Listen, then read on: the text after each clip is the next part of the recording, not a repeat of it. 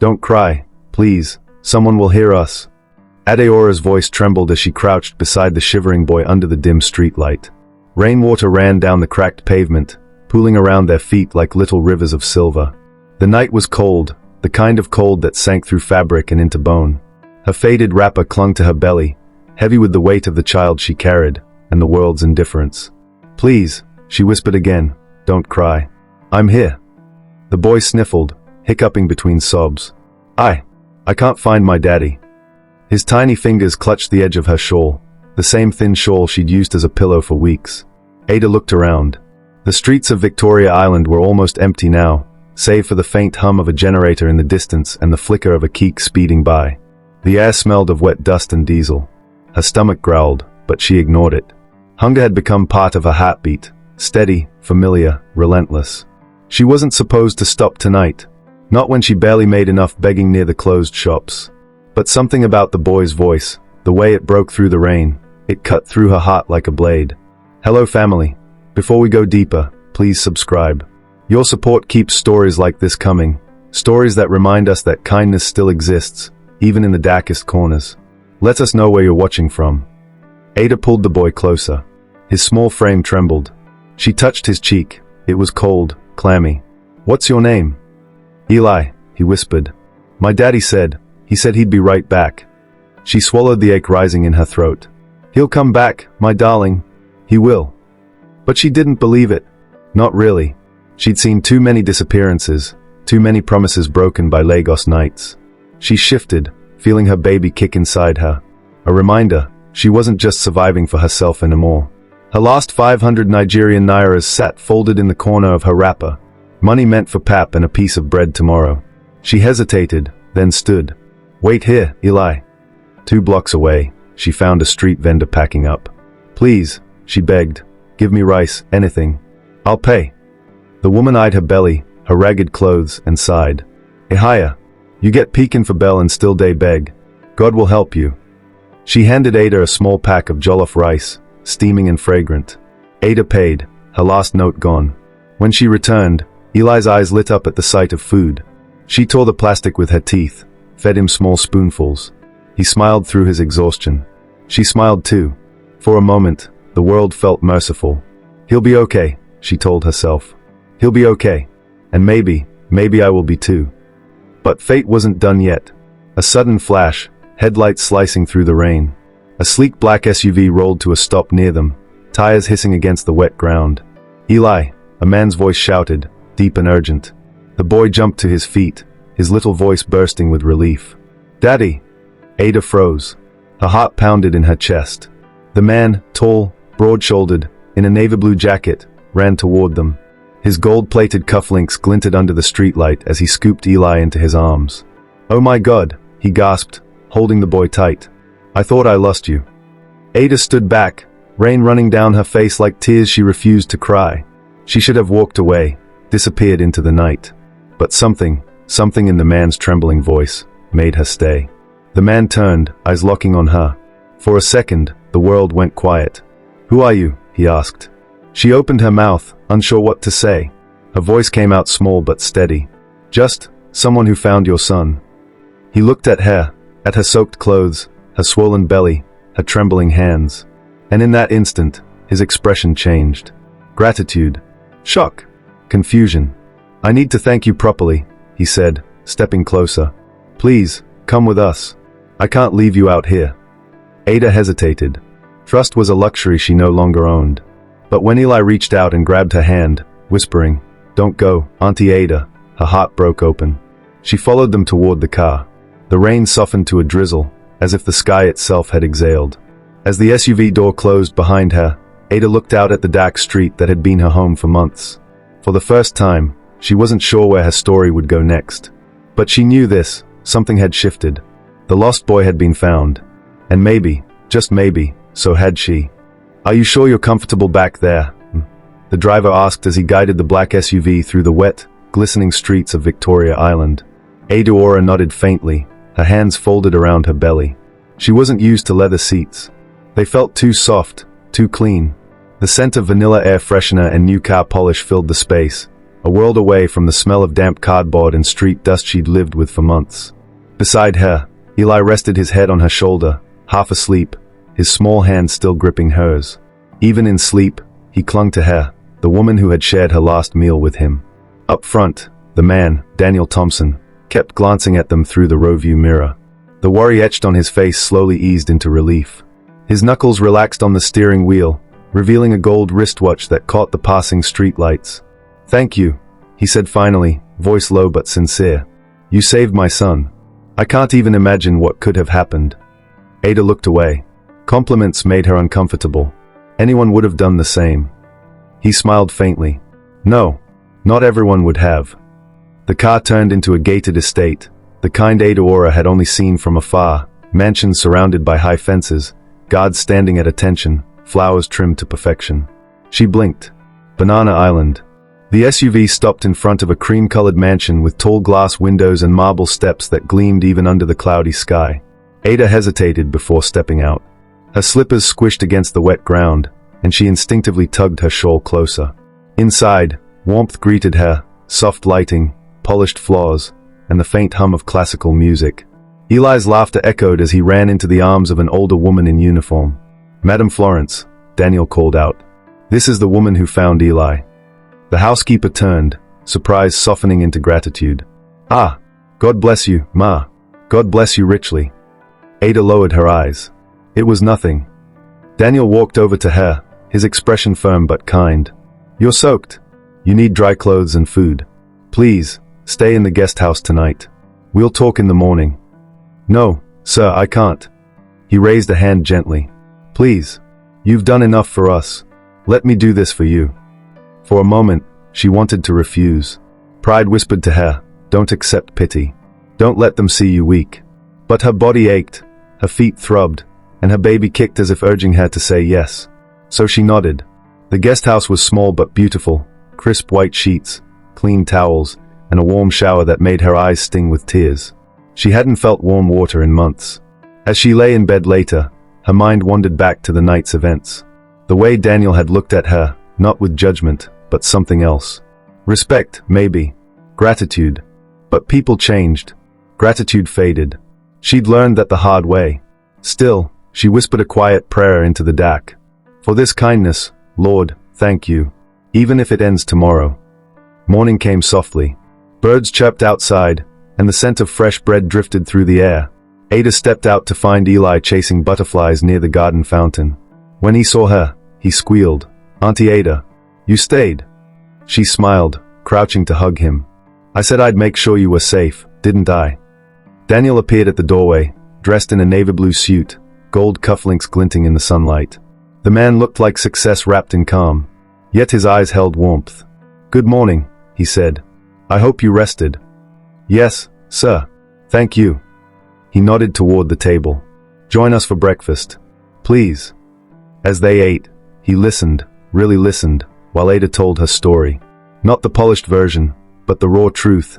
How her family had turned her out when she got pregnant, how the child's father had vanished, how she'd survived by begging near the closed boutiques of Victoria Island. When she finished, silence filled the space. Then Daniel said softly, "You don't deserve the streets. You deserve a second chance." She blinked, unsure what he meant. "I need someone to help around here," he continued. "Assist Madame Florence, maybe take care of Eli when I'm at work. It's honest work, with pay. And you'll stay here until you find your feet again." Ada's mouth fell open. "Sir, you don't even know me." He smiled faintly. "I know enough. You fed my son when you had nothing. That tells me everything I need to know." Her eyes filled with tears she couldn't hold back. "Thank you, sir." He stood, buttoning his jacket. "Call me Daniel." That night, Ada lay awake listening to the crickets outside. The baby inside had turned softly, as if sensing her peace.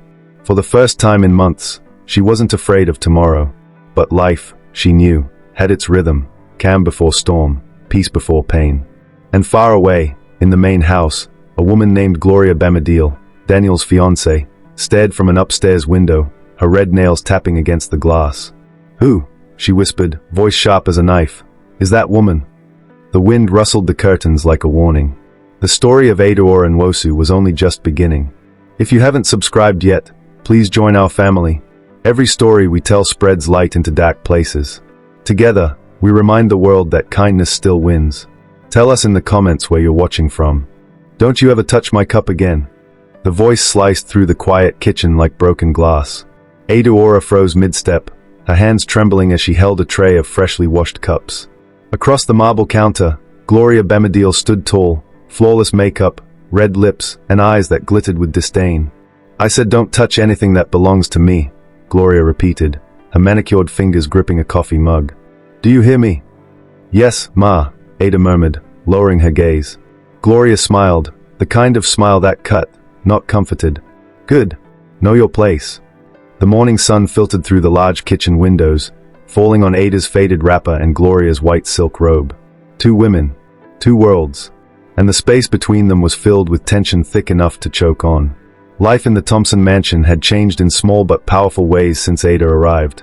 Eli followed her everywhere, during breakfast, in the garden, even during story time at night. Auntie Ada, tell me the one about the baby lion again, he'd beg, and she'd smile, spinning tales from her imagination. Daniel noticed it too.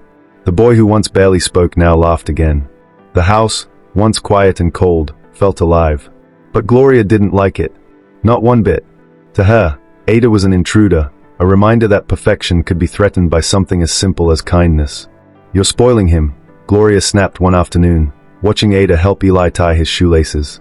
I'm just helping, Ma, Ada replied softly. Helping? You think you're his mother? Gloria's voice rose, sharp and cold. Don't forget your place in this house. You're lucky Daniel even allows you to stay here. Ada bit her lip and said nothing. Silence had always been her armor. But that night, as she folded Eli's pajamas, she whispered to herself, I'm not broken. I'm just trying to be whole. And she repeated it again. I'm not broken. I'm just trying to be whole. Days turned into weeks. Ada worked quietly, never complained. But the distance between Daniel and Gloria began to grow. Quiet arguments behind closed doors, muffled tension at the dinner table. Daniel had started to see what others missed. Gloria's temper, her arrogance, her obsession with appearances. Meanwhile, Ada's calm presence became a balm to his restless heart. Her humility, her laughter, the way she listened, it disarmed him. He found himself watching her from his study window as she watered the flowers with Eli, sunlight catching on her face. She was gentle, unassuming, yet there was strength in her eyes. He didn't mean to care, but he did. Then came that night. Rain fell heavy again, the same kind of storm that had once brought Ada and Eli together. The air crackled with thunder. Ada had just finished checking the locks when she heard it, a voice, low and urgent, coming from the sitting room. Gloria's voice. Ada stopped. The door was slightly ajar. You failed once, Gloria hissed into her phone. No witnesses this time. Handle it. Ada's breath caught. Failed once. No witnesses. Her heart pounded. Was this about Eli? She leaned closer, lightning flashed, illuminating Gloria's face twisted with fury. You think I'll let some child ruin everything? Do it tonight, before Daniel gets home. Ada's blood ran cold. She stumbled back, one hand on her stomach. Eli. They were talking about Eli. Without thinking, she ran. Down the hall, up the stairs, straight into Eli's room. He was asleep, clutching his stuffed bear. She scooped him up, whispering, Wake up, baby, we need to go. Thunder roared as she hurried toward the back door, but Gloria appeared, blocking the way. Well, Gloria sneered. Looks like someone's been listening. Ada's heart slammed against her ribs. You wanted him gone, didn't you? Gloria's smile didn't reach her eyes. You think you're smart, street woman? You think Daniel will believe you over me? Ada didn't answer. She just clutched Eli tighter and bolted into the rain. Behind her, Gloria shouted, You'll regret this. Daniel arrived moments later, headlights cutting through the storm. He saw Ada standing in the driveway, drenched, holding Eli close. What happened? He demanded. Ada's voice shook. Sir, please, I know it sounds crazy, but I heard her. Gloria. She's planning something. Against Eli. Daniel froze. The disbelief flickered, then faded when he saw the fear in Ada's eyes, the trembling in Eli's arms. He didn't question her. He turned, jaw tight. Stay here. Lock the door. That night, thunder rolled over Banana Island like an angry drum. Daniel's private investigator worked fast. Within hours, the truth unraveled. Security footage. Phone records. Everything. Gloria had let the man in, the same man who'd lured Eli away months ago. When confronted, Gloria broke. Her tears didn't move Daniel. Her apologies didn't touch Ada. The police took her away. Ada stood by the window, Eli clinging to her waist, as flashing blue lights faded into the rain. Daniel looked at her, really looked at her, and said quietly, "You saved him again." Ada shook her head. "No, sir. God did. I just listened." That night, after everyone had gone to bed, Ada sat by Eli's bedside, whispering softly, "You're safe now, my darling. You're safe." She was not broken. She was free. But freedom, she knew, always came with a price. And her heart, her tender, guarded heart, was starting to pay it. If you haven't subscribed yet, please join our family. Every story we tell is a light in someone's darkness. Together, we remind the world that grace still wins. Tell us in the comments where you're watching from. It's over, Ada. She's gone. Daniel's voice carried a quiet heaviness as he stood by the window, the Lagos sunrise painting soft gold across the marble floor. Outside, the last police vehicle rolled away. The night of chaos had ended, but its echoes still lingered in every breath. Ada sat on the edge of the couch, Eli curled against her lap, fast asleep. His tiny fingers clung to her wrapper, as if afraid she'd disappear. She nodded slowly. "Thank God," she whispered. Daniel turned, studying her. There was exhaustion in her face, but something else too, peace. The kind that only comes after surviving another storm. "You've done more than anyone could ever ask," he said quietly. "You saved my son, twice." Ada looked down, her voice trembling. "I only did what a mother would do." Her words hung in the air, simple, honest, full of quiet power. Days turned into weeks. The mansion that once echoed with tension began to breathe again. Eli laughed more. Daniel smiled more. Ada worked around the house like a gentle rhythm, her presence bringing calm where there had once been chaos. But something was changing, something unspoken. Every evening after dinner, Daniel found reasons to linger. Sometimes, it was to ask about Eli's bedtime. Other times, to share tea on the garden patio where the fountain whispered softly under the night sky. They would sit side by side, words flowing like the wind between them, quiet, honest, unguarded. "Do you ever think about going back home?" Daniel asked one night. Ada smiled faintly. "Home? I lost that word a long time ago." He looked at her, his eyes gentle. "Then maybe, you can find it again. Here." Her heart stuttered, her breath catching in her throat. "Sir." "Daniel," he corrected softly. "Call me Daniel." She hesitated, then nodded. "Daniel." It felt strange on her tongue, intimate, almost fragile. The next few weeks passed like a quiet melody. Eli started calling her Mama Ada, and though she tried to correct him, Daniel only smiled. "He's right, you know," he said one morning. "You've given him something even I couldn't, peace." She looked at him, unsure what to say. He took a step closer. "You came into our lives when everything was broken. And somehow, you made us whole." The words hit her heart like sunlight breaking through rain. Her eyes shimmered. "You give me too much credit."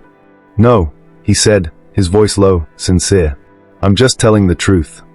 Their eyes met, and for a heartbeat, time stopped. The world outside, the noise of Lagos traffic, the distant hum of life, disappeared. It was just them. Two souls who had found each other in the ruins. That night, Ada stood by the guest house window, watching the stars. Her hands rested on her belly, the child inside her turning softly, as if listening. She thought of the street she'd slept on, the rain that had drenched her, the fear that once followed her like a shadow. And then she thought of now, warmth, laughter, safety. "Maybe," she whispered, "this is what grace looks like." A soft knock broke her thoughts. She turned to see Daniel at the door, holding a small bouquet of lilies. "These are for you," he said. Eli picked them. She smiled, taking the flowers. "They are beautiful." "So are you," he said quietly. For a long moment, neither of them moved. The air between them shimmered with words unspoken. Then, gently, Daniel reached out, brushing a strand of hair from her face. "I don't know what tomorrow holds," he said, "but I know this, I can't imagine my life without you in it." Tears welled in her eyes, soft and shining. "Daniel." He smiled. "Just think about it. No pressure. Just think about us." Later that night, she sat awake, heart pounding. The baby kicked, and she placed a hand on her belly, whispering, He said us, little one. He said us. She laughed softly through her tears. Maybe it wasn't just survival anymore. Maybe, just maybe, it was love. But deep inside, a quiet fear still lingered. Could someone like her ever belong in his world? The question haunted her as she drifted to sleep, unaware that Daniel, too, stood awake in his study, staring out the window toward the guesthouse lights. He whispered into the silence, "You saved my son, Ada. You saved me too. Ada, I'm not asking for pity, I'm asking for forever."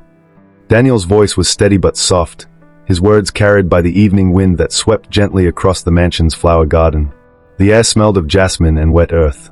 Lanterns flickered along the walkway, casting golden halos over the petals. Ada stood frozen, her hands trembling around the small bouquet she'd been holding. Her eyes glistened under the glow of the garden lights. She wanted to speak, but her voice caught somewhere between disbelief and gratitude. "You mean?" "Yes," he said before she could finish. "I mean us. I mean you, me, Eli, and the little one on the way." Her heart thundered in her chest. "Daniel, you're a billionaire. I'm just..." He smiled gently. "Just what?" "A woman who gave everything she had to save my son. A woman whose strength humbles me every single day.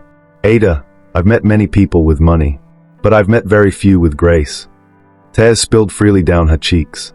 He reached for her hands, his thumb brushing over her knuckles. "You came into our lives when everything was broken, and somehow, you made us whole." The words echoed, whole, whole, whole, like a soft rhythm in her chest. The wedding came a few months later, small, quiet, and filled with light. It wasn't the kind of Lagos society wedding that made headlines. No designer invitations, no celebrity guests, no long convoy of white stretch cars. Just a few close friends, loyal staff, and family gathered under the garden's canopy of flowers. Ada wore a simple cream lace gown, her belly round with promise. Daniel stood beside her in a navy blue suit with gold cufflinks that gleamed like hope. Eli walked proudly down the aisle carrying their vows, his tiny steps measured and serious. When he reached Ada, he looked up at her with a grin. "You look like a princess, Mama Ada." Ada laughed softly. "And you look like my little king." When the officiant asked for their vows, Daniel took her hands again. "I promise to protect you, to honor you, and to never let the past define what our future can be." Her voice trembled as she answered, "And I promise to love you with the same faith that kept me alive when I had nothing." When they kissed, it was quiet, humble, real, not for the cameras, but for the hearts that had survived everything to find this moment. Weeks turned into months. The laughter of a family replaced the echoes of loneliness. Ada and Daniel's home became a sanctuary of peace. And then, one beautiful morning, the sound of a baby's cry filled the hospital room. Daniel held her hand as she wept tears of joy. "It's a girl," he whispered, his voice breaking. "She's perfect." Ada smiled weakly, brushing her thumb over the baby's tiny hand. "Amora," she whispered. "Her name is Amora Hope Thompson." "Grace and hope," Daniel said softly, kissing her forehead. "The two things that brought us together." Eli climbed onto the bed, his eyes wide as he stared at his new baby sister. "She's so small," he said. Ada laughed through her tears. "She's small, yes, but she's strong. Just like you." He reached out carefully, touching the baby's hand. "Hi, Amora," he said shyly. "I'm your big brother."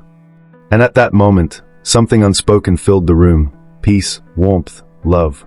The kind of love that healed what life had once broken. Months later, Ada sat on the veranda, baby Amora sleeping in her arms. The Lagos skyline shimmered in the distance, towers glinting gold in the setting sun.